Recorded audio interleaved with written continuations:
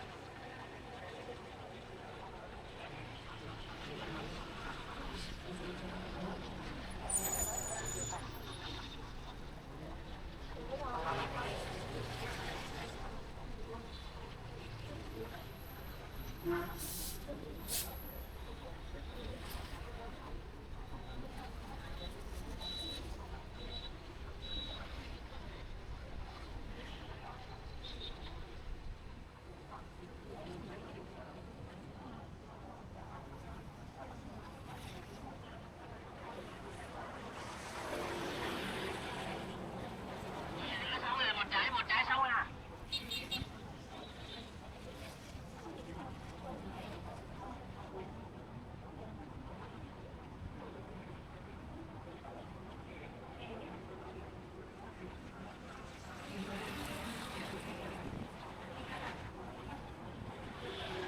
Bao nhiêu ưu phiền gì.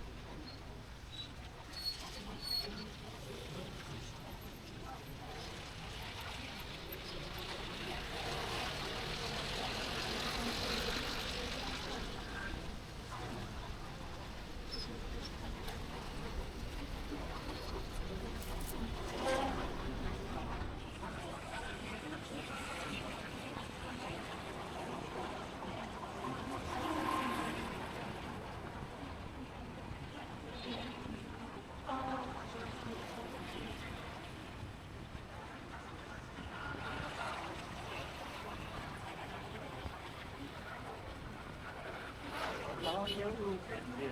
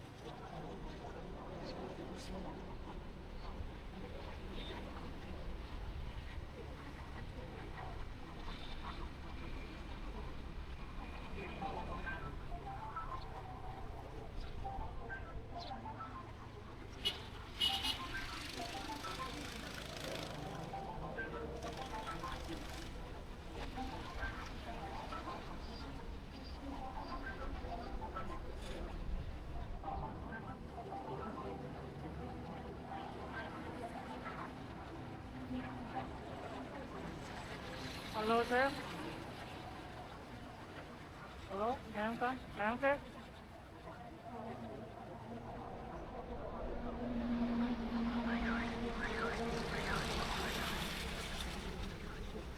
Thì lấy mail mới về thôi chứ có gì đâu, mỗi cứ một mail một table là được chứ.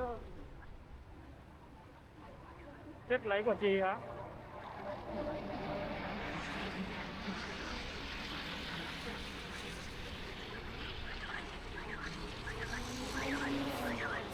Được.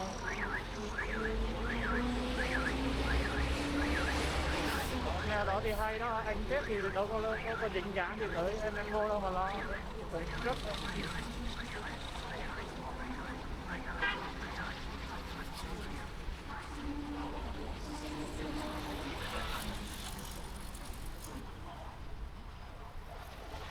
chúng ráng tạo nhiều kênh rồi nuôi rồi làm test ra một vài kênh, hai kênh ngon trước thôi chứ nội dung nó thật chưa làm. Giống như tối qua ngồi làm hai cái video nó tiền tiếp á, mà mình coi xong mình cũng cảm thấy mà nhìn làm xong mà coi cảm thấy thoải mái trong người luôn á.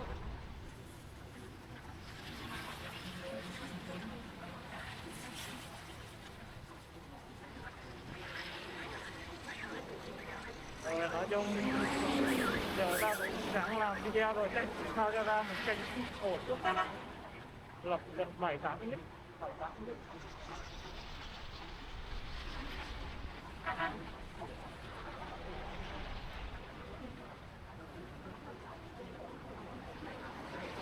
Bây giờ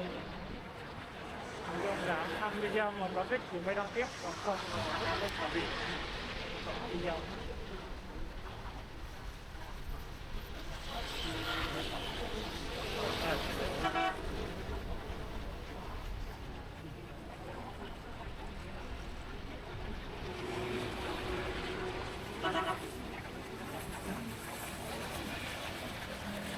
Nói chung là yếu tố may mắn ta không hiểu nó sao chứ yếu tố may mắn trong cái mảng này nó quan trọng lắm, kiểu biết nó sao nó, bởi vì nó giống như tâm linh đó thế ha, mình đâu có can thiệp được đâu, nội dung hay mà.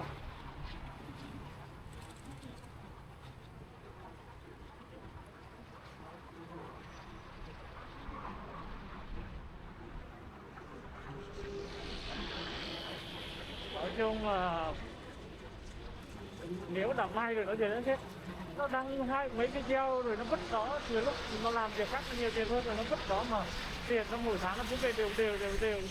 Còn mình làm nghiêm túc này kia thì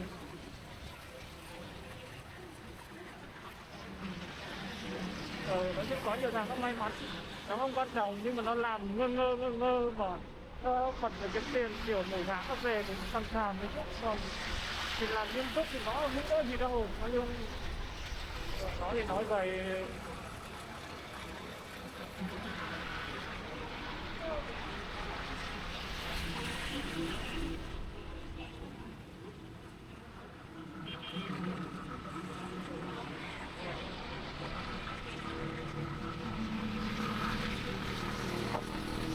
Thì nó làm quá đơn giản, cái kênh những cái kênh đó đã thiệt là chết là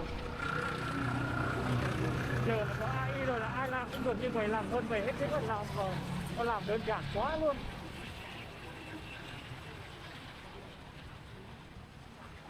Cái giọng nó để cái giọng nghe việc nghe mà cảm giác nó khó chịu chứ không phải là làm nó còn dễ chịu cho mình những cái giọng của mình.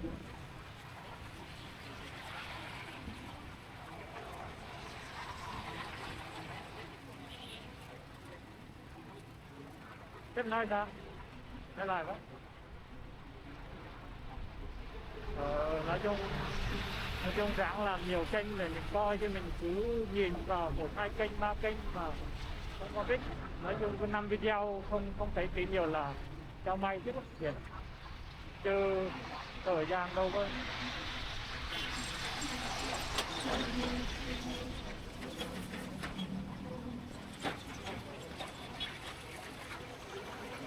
Nói chung cứ cân nhắc thôi, có 2 đến 3 kênh thôi chứ còn đừng có nhiều quá, 2 kênh, 3 kênh.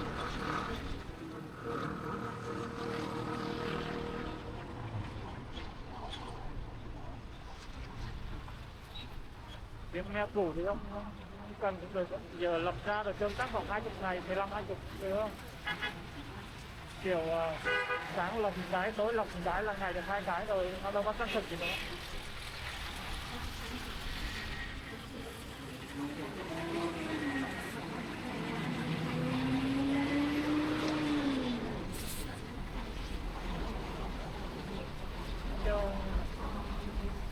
Trong yếu tố may mắn nó vẫn đồng, còn ráng hồi giờ thích ra sao chứ nội dung giờ về cái nhu cầu thì nó chắc chắn là có rồi, còn cạnh tranh thì tao nghĩ cái nào là cạnh tranh tương đối cao, nhưng mà cao hay thấp thì phải phân phối hết cái đàm phát triển nữa.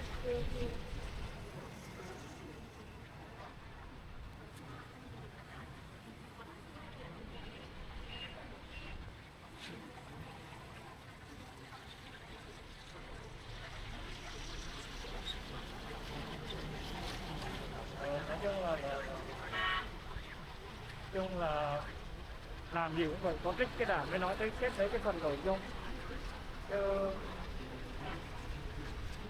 nói theo cô ở đấy.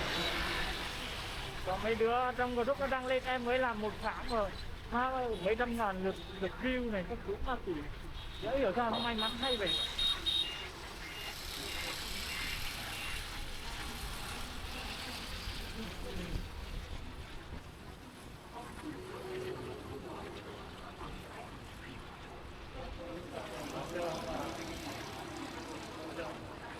Nói chung là mong may mắn thôi, may mắn nó kéo được hết luôn, chứ nội dung của mình thì giờ có thể chứ làm mà càng ngày thấy nếu mà bình tâm mà làm được là nội dung mình làm hay cũng hay, rất hay.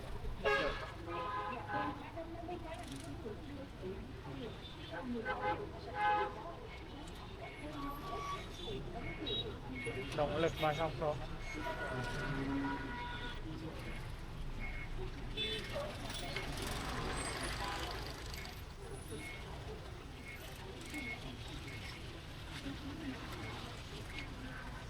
Nói chung thế thôi mà sách chắc hả? Kênh sách chắc hả? Nó thiệt cái xem chứ có những kênh nó không thích nữa chứ, còn không thích luôn chứ không phải là được 2-3 thích đâu, làm mà nhìn mà khó chịu luôn á.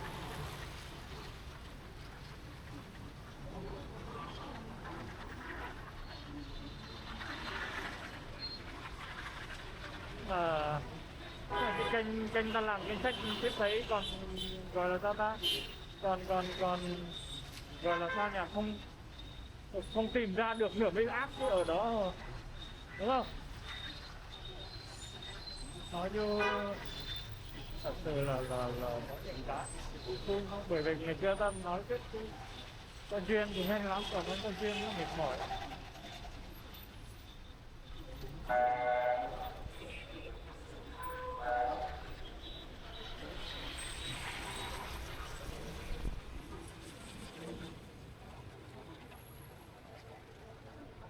Nói chung là thằng nào may mắn đăng kênh đầu tiên ăn liền nó thích, còn thằng nào xui thì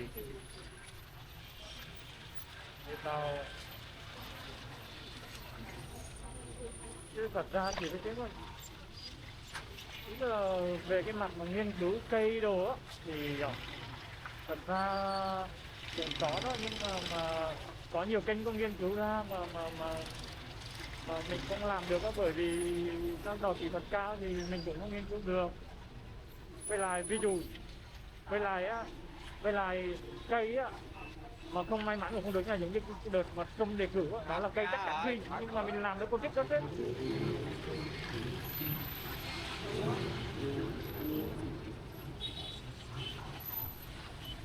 Vâng, cái cây đó nhá, thì những cái ngày mà bầu cử với là những ngày khoảng 1 tuần sau là chắc chắn thấy, bởi vì người ta tìm hiểu nhiều lắm, còn nó không phấn khích.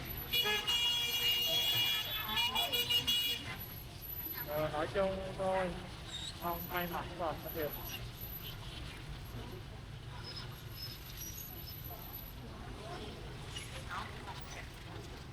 Nói chung cái cây đó mà nhiều, cái nào có đích là có thể kiếm ngày vài triệu view là bình thường, cũng kiếm cái đợt vừa rồi. đều đúng rồi. Mấy cái ngày mà sau càng dần dà về sau nó ít luôn, nhưng mà những ngày cũng vài trăm ngàn cũng không phải ít đâu. Nói cái kênh phim mà mình ngày xưa mà nó đặt kẹp đó là ở Việt Nam thôi, là một nước quan tâm thôi. Về làm phim nó cũng không phải là gì mà nó đạt được cỡ đó rồi chứ. Thì cái cây trồng học nó kinh lắm, cây đó nhiều người ăn ngon.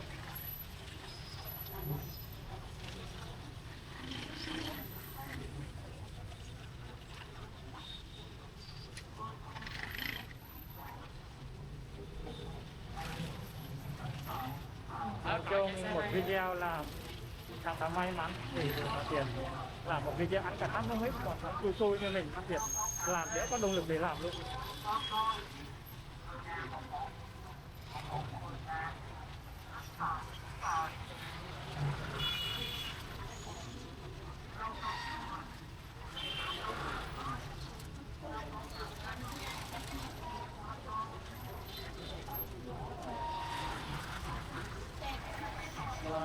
Sao ta, hôm qua ta gọi cái tiếng bàn phím mà để mà làm vào video, cái video gọi bàn phím nó là khoảng mấy giây thôi, 6-7 giây gì đó, và gần 500.000 lượt view, mà trong khi không có gì hết á, mà mỗi lần kích vào là lần nào cũng hiện quảng cáo hết luôn.